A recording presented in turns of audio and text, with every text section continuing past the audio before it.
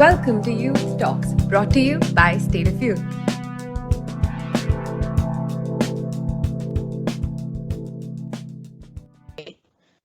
Welcome all to the Youth Talks. I am Divina Maloum, a multi-award peace building practitioner, the founder of Children for Peace, which is a grassroots youth-led organization working in complex cultural systems for children's rights, gender equity, and peace building.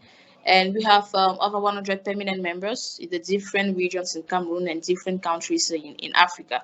So basically today we are going to talk about leadership and peace building with our guest speaker, Kobby Reagan. So make sure you listen all the way through. So hello Kobby, how are you doing? I am doing great, Divina. How about you? Yeah, I am fine too. Thanks. So, as I said today, we're going to talk about leadership and peace building. Can you say some words about that? Because some people will are not really used to the word leadership and peace building. Okay, thank you for the opportunity. First of all, let me express my appreciation to the organizers for such a platform to also share my thoughts on this topic. I am of a firm belief that in all walks of human life, leadership and peace building is critical to the existence and sustenance of human life. Every activity of us revolves around leadership, and it is peace that hold this foundation. So this topic, leadership and peace building, is critical to us, and especially in our current dispensation where there is political unrest across the world. Yeah. Okay, thank you, Kobe. So, do you like think it is like really relevant to discuss about this topic? And if yes, if you think about that, why? I believe peace and leadership is very critical. It is a commodity that we have not sold very well to the people for their appreciation. We should put in more efforts and make sure that people understand the relevance of peace and how it is important to peacefully coexist in a community. Having said that, leadership, I believe, is the bedrock of our life. And so most of the decisions that are taken as to whether it would put human in a trajectory of growth or otherwise depend largely on leadership policies. So it is a topic that we have not sold too well, and it is important that at this point in our life we take a critical look at it and see how best we can push the agenda for our collective appreciation. So leadership and peace building is really critical, that need to be attended to. Yeah. So thank you for your answer. I see it's what you say. I'm totally okay with that. And actually now I see some people have I can say a little idea about our topic of today. So we have given some people a taste of the topic of today. So we will come back to this in the continuation of our exchange. So first, I have said we have a guest speaker, Kobby. So Kobby, can you please tell us a bit about yourself and your activities and their outcomes? Okay, thank you, Divine. So I am Kobby Reagan Ohene from Accra, Ghana. I am a TPG fellow, that is the Points Guy Fellow, and it was instituted in 2018, and I happen to be the first fellow. Currently, I am an alumni. I graduated from the Regional Maritime University, BSc Port and Shipping Administration, first class in 2020, and I'm currently working in the shipping and maritime field in Accra. I am particularly interested in issues of youth. I am particularly interested in leadership, career excellence, peace, and everything that sustains human life. Over the past 6 to 8 years, I have volunteered in various peace building activities, and that has been something I enjoy doing a lot, seeing that most people get the chance to live in a very good and peaceful environment. I look forward into the future, building more competencies in the oil and gas sector, and having an eye on peace and leadership where our human existence has its roots. Thank you. Okay, thank you to Kobby. First of all, congratulations on the graduations you had. And you said you were from Ghana. Can you just like tell us a little bit more about that amazing country? Okay, so Ghana should be the first African country in the sub-Sahara to gain its independence in 1957. It is a country that has enormous amount of resources, natural resources, I mean, and with great youth potential. It is a country with over 30 million people currently, with youth dominance, and there is various section of people across board. In the field I work, the shipping industry, it is an industry that is growing at an exponential rate, and we hope that people would be able to take advantage of that. But generally, Ghana is known for its gold, its cocoa. The best chocolate you can get in the international world is from Ghana, and that is something we pride ourselves in. We are easily identified with our culture, our food, and our clothes. Kente is very topical whenever you mention Ghana on the international level. Thank you. Okay, so I really wish I could have some stay in the Ghana to see your culture and how the meals you cook and all what you mentioned. So I feel it's really amazing. So okay, I see you are really. Pardon? You are most welcome anytime. Thank you very much, Kobby. Thank you very much. As I said, I see you're an amazing person. So like, what made you decide to become a peace activist? Is there a story behind that, or it's just a passion that grew up? Okay, so I have developed strong interest in issues of peace over my past involvement in Peace Jam, West Africa Center for Peace Foundation, in Accra here, headed by Wisdom Ado. So my volunteerism over the years and has engendered this kind of spirit in the things of peace, and anytime, any day, I am called to volunteer and commit effort to the cause of peace, and especially when it is youth-centered, I gladly appreciate that. However, I have seen people who, for one reason or the other, have not been able to enjoy the best of their lives because of war or political unrest in some part of the country. I happen to be born and raised in the southern sector, which is not predominantly a violent area, but in the northern sector, where I have had the opportunity to visit in the past 2 years, and where peace has derailed and deprived them of most of the development they would have gotten.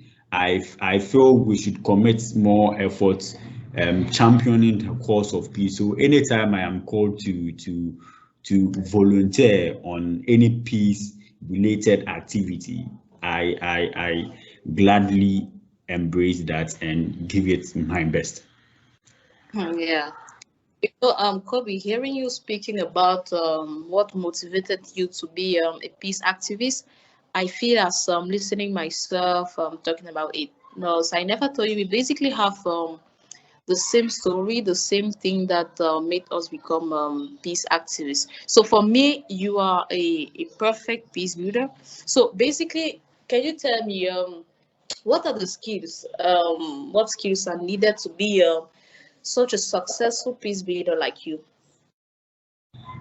I would say it is the realization of the fact that peace can never prevail in a heated environment. There should always be room for tolerance. There should always be room for respect, regardless of our social background, regardless of gender, creed, and it is on those principles that peace thrive. In the absence of that, we cannot be able to have peace. And so people should make a conscious effort to be tolerant, to be respectful, and appreciate diversity. And that is what brings us together. We may be coming from different background, different culture, but when we are able to respect and tolerate each other's background, each other's culture, whatever they bring on board, it is on those principles that we will be able to have a thing of peace to talk about all the time. And so that is what I believe would be able to build a peace champion. Okay, Kobe, that's really great. The question I'll ask you now is: have you ever studied poetry? Say again. Have you ever studied poetry? I have not studied poetry before. No, my undergraduate program was maritime based, port and shipping. So I have never done anything poetry, but I have interest in communication, career excellence. So it is those things that drive me to probably seek to improve myself continually on those fields.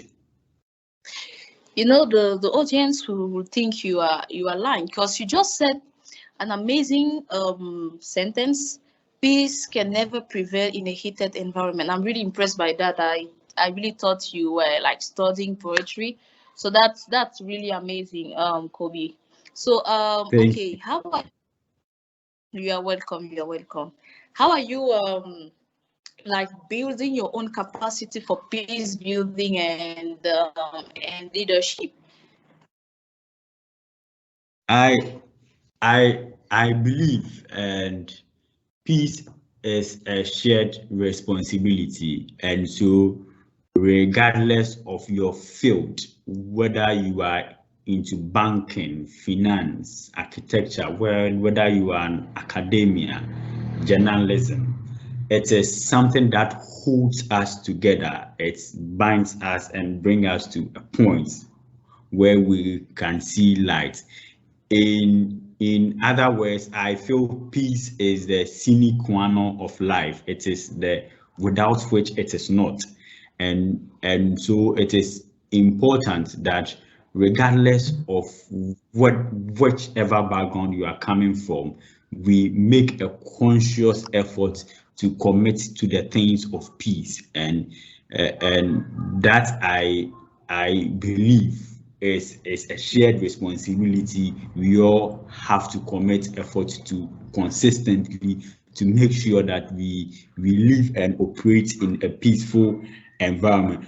Because if there is no peace, the other person who is not directly involved in peace activities cannot Yeah. go on with his or her daily activity. It is therefore a point for us to appreciate the relevance of peace and what it brings to us each and every time. Yeah. What I retain from what you said is peace. I would like to know more. I think the audience would like know more about the West African Center for Peace Foundation. So I think actually, do you have with the West African Center for Peace Foundation, is there an ongoing project they are working on?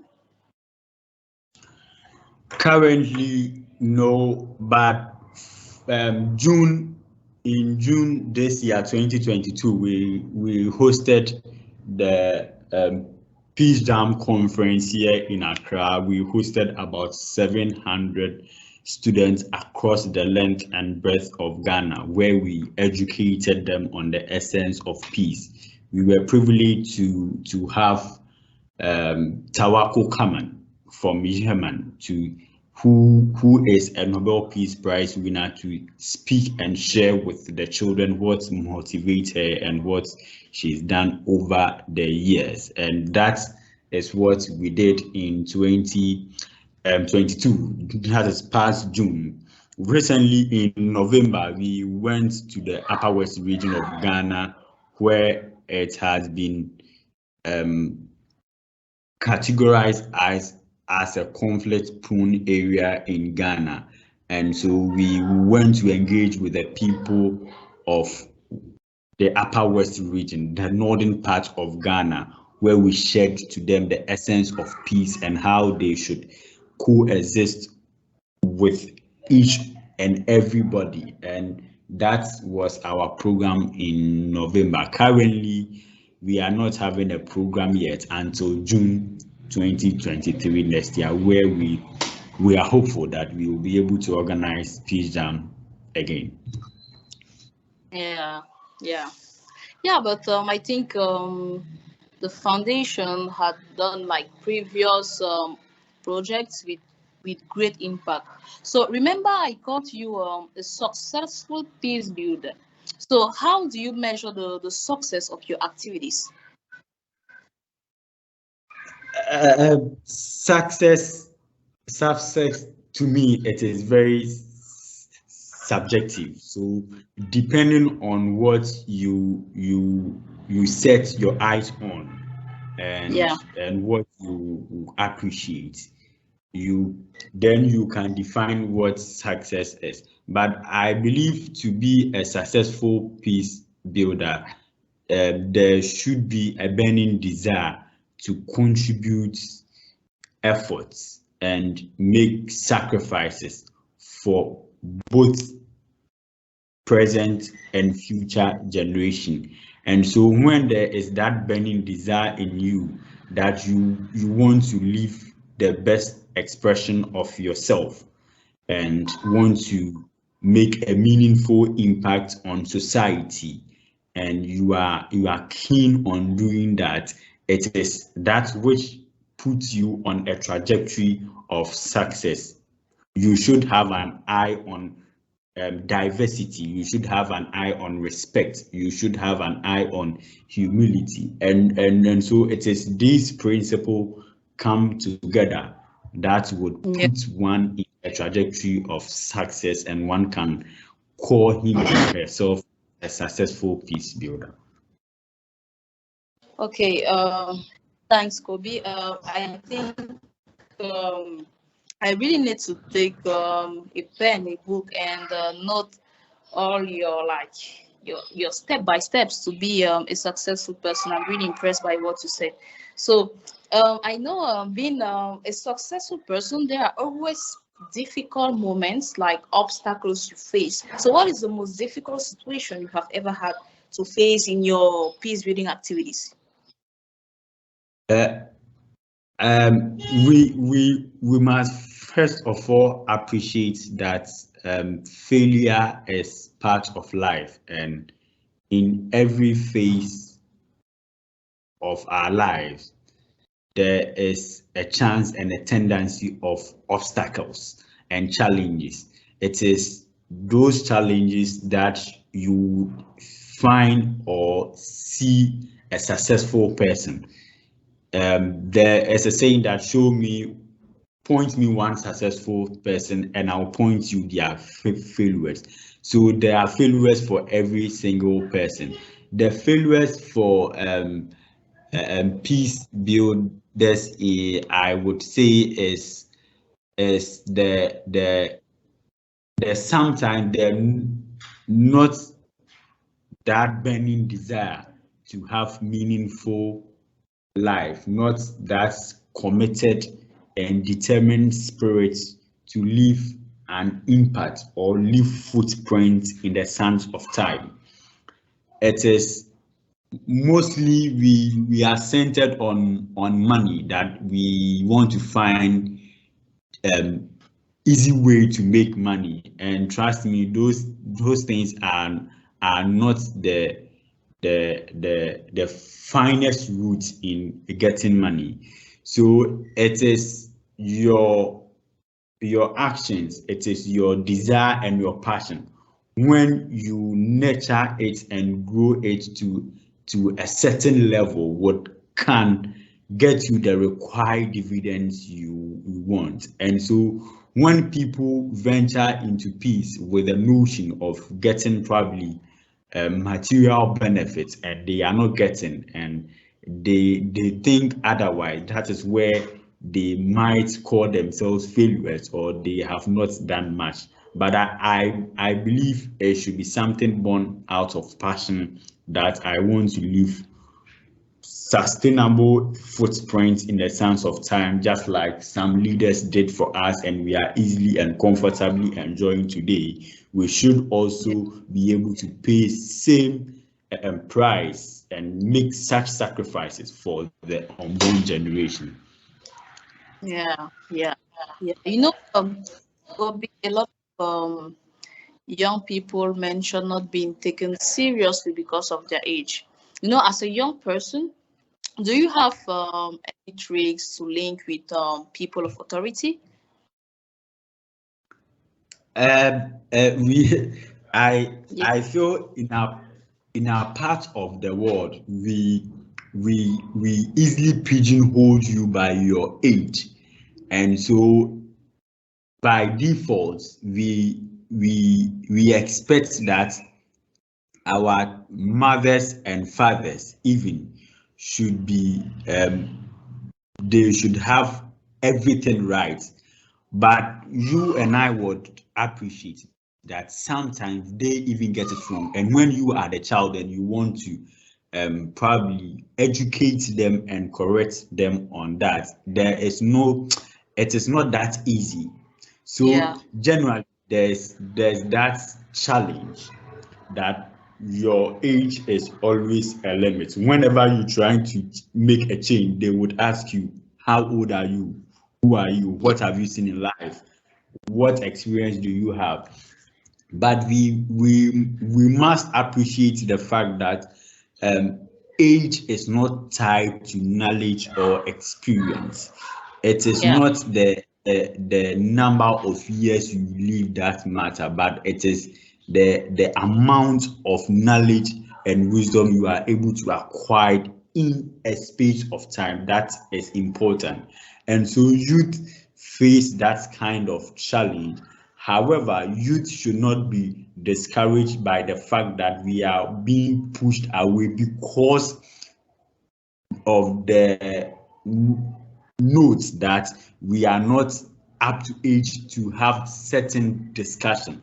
Youth should make efforts to prove themselves worthy of consideration whenever there are discussion. When you have proven yourself to be knowledgeable and wise in your chosen field, then obviously you cannot be sidelined when they want to have a discussion in that area. And so I think we should build capacity, we should educate ourselves, and we should make ourselves relevant to the discussions of the day, and that is what make us important to the changing global world. Yeah, exactly. For me, Rudy, you are a great leader. So I wanted to ask you, as a great leader with great experience too, how do you recognize a leader? Like, who is a leader to you? First of all, Mhm. leadership is one thing I have appreciated since childhood. I believe leadership should be able to set the tone right or otherwise. A Yeah. leader to me is one who has discovered the purpose of which he was born, and as a result has developed within himself or herself the necessary skills needed, and by virtue of this is able to influence others to aspire to his aspiration.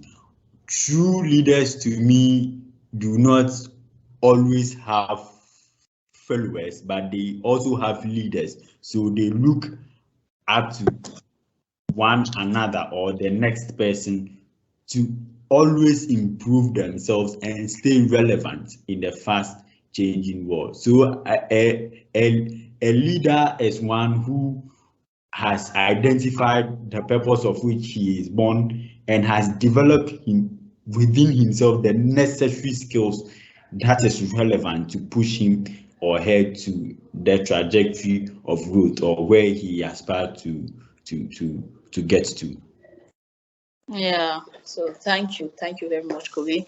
I think actually now people have like really great ideas thanks to what you said about peace building and leadership. So I think you should be proud of yourself. You have touched actually an amazing audience that actually have like a little bit of experience in peace building and leadership. So now we are going to leave a little bit the topic, and we are going to talk a little bit about you. So what are the funniest things you have had during your peace building activities? What are what? The funniest things, if there's any, what are the funniest things you have heard during your peace building activities? Uh, okay, so Mm. I used to consider it as funny, but then on the other side, I see it as lack of knowledge or education, and for such Yeah. reasons, such circumstances. One of the funniest thing would be that what is the essence of this piece we've been trumpeting about in Ghana. I think for the past 30 years we've not experienced such war or conflict in the entire country, and so sometimes Yeah. people look down on the work that you are doing, that there is no economic value once they are not able to quantify how much value you are bringing on the table just on the Yeah. face of it. So that is always, that has been one of the comments I have heard, that what is the value, what is the essence of this campaign you are championing about peace, that we should peacefully coexist with other, but with everyone. But it is the lack of education, and when we make them appreciate the diversity, the essence of living peaceful with each and everyone, the respect for each and everyone, I am sure they would have a change or a shifted argument then. Yeah. Yeah. Okay. Thank you. Yeah. So I'm really impressed by your vision. So I encourage you in all what you are doing. So we are almost at the end of this podcast, I'm going to ask you, I think, 2 to 3 last questions before we conclude the podcast. What makes you Okay. the proudest? Until recently, yes. So recently I look back on the things, or I take a retrospective view of the past years, and I feel proud of the fact that I have been able to live a good life in my very small way. It may not be much, it may not have so much um, Yeah, um, gravity, but I believe I have been able to leave an impactful footprint in the sands of time, that I was considered to be the first TPG fellow that engendered and set forth a scholarship scheme by the yeah, TPG, the Points guy, which is currently working and have about 20 students from Ghana, Liberia, South Africa, and Guatemala on board. So I look back at those moments and I feel very proud that I have been an alumni, having gone through those challenges, and I feel very proud of myself in a very small way. uh, I'm also very proud of you. I think you merit applause. That's amazing, Kobe. So okay. So what message will you share with the youths who are listening to you? Do you have any quotes to share? I My quote would be from a book I am reading currently by the richest black man on earth, Aliko Mohammed Dangote, and Yeah, in his chapter one, he he made mention of the fact that tenacity of purpose is supreme in entrepreneurship. I find this very live and relevant to every youth out there, irrespective of your field and whatever you are doing. There's one thing that I can assure you: there will be challenges, there will be obstacles, and all that.